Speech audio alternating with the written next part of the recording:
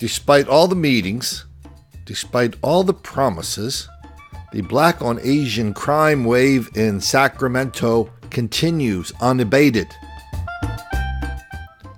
Let's take a look at a recent news report talking about how the crime never went away and how wrong this Stephanie Nugent is when she describes what she says the problem is. The problem is our community are getting robbed, burglarized.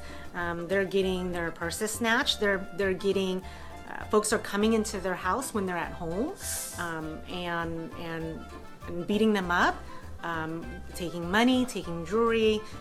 Somehow they know that these families have it in their house and they're going after them.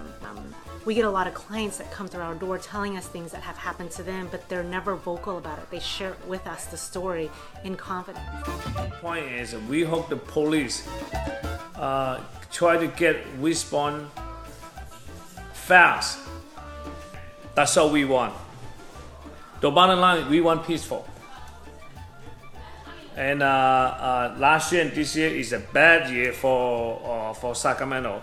I still do not want Asian American and move out to Sacramento. This isn't new. I think it's just elevated a little bit more. And I think it's because in our community, we've been so silent all the time. And things like this had happened, it's just never been reported.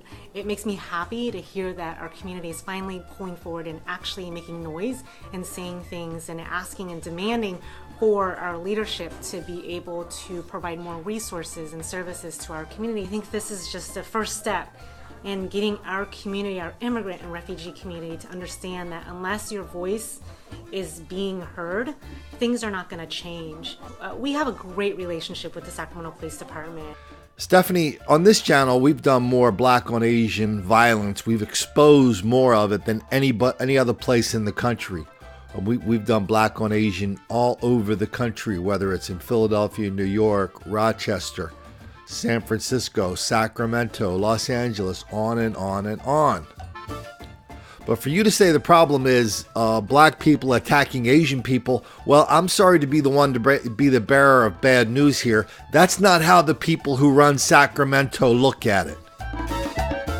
They don't look at black criminals as criminals. They look at them as victims of white racism, and they look at Asian people as somehow beneficiaries of some kind of super predatory version of white supremacy and white privilege, that somehow Asian people get all this stuff given to them. They're really successful because they get lots of welfare from these like secret hidden pots of welfare that other people are not entitled to. So you want to know what the problem is, Stephanie, as seen by the people who run Sacramento in particular, California in general? I've never seen anybody sum it up better than Shannon Sharpe. Don't have money and you want something nice, either I got one or two ways. I sell drugs or I go steal it or I go take it. Those are my two options, because I see Rolexes and I see Mercedes and I see nice things and I want them. But I don't have a job and I don't have opportunity and means to get it. So if I want it, I'm going to go get it. This problem has happened for a long time, and it keeps happening over and over and over. Black on Asian violence in Sacramento. You guys keep complaining. They keep having meetings. They keep promising they're going to do something. But that's the problem. They keep doing, the people who run Sacramento keep doing the same thing they've been doing for a long time, only more of it. But what they're doing before is what they're doing now. Ignore, deny, condone, excuse, encourage, and even lie about it. They come to you and say crime is down. Oh, crime, our statistics show this, our statistics show that. Knowing full well those statistics don't even capture a fraction of the crime that goes on in Sacramento, because lots of people know that if they report the crime to the police, they will become victims of witness intimidation, which is at epidemic levels among black people in this country. And other people know that if they report the crime, it's just not worth it because they're not going to catch them, or if they do catch them, nothing will happen to them. I mean, we just did a story a day or so ago about St. Louis. A guy in St. Louis This was one of these cases that like caught everybody's imagination in St. Louis. A guy on the metro, a whole group of black people came on the metro, surrounded him, taunted him, harassed him, choked him, beat him, robbed him, and he went on TV to tell people he wasn't that happy with it. They caught the guys, and the only reason we know they caught him, and the only reason we ever found out that he did not even go to jail or prison for that crime, because they suspended his sentence, is because while he was on a suspended sentence, he was back on the metro, back getting in fights with people, and you know, some other miscreant took a gun out and killed him.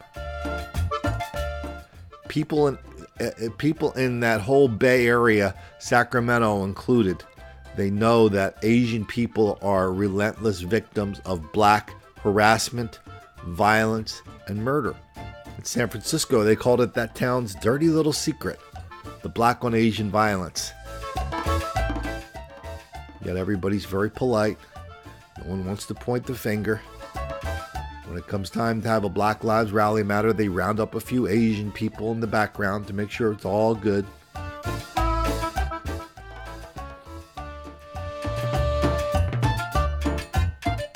So now what's going to change in Sacramento? Nothing. Not until the people who are the real victims, the Asians in Sacramento, not until they decide to start speaking out and doing something, demanding a different kind of action, even if it does make the black kids angry.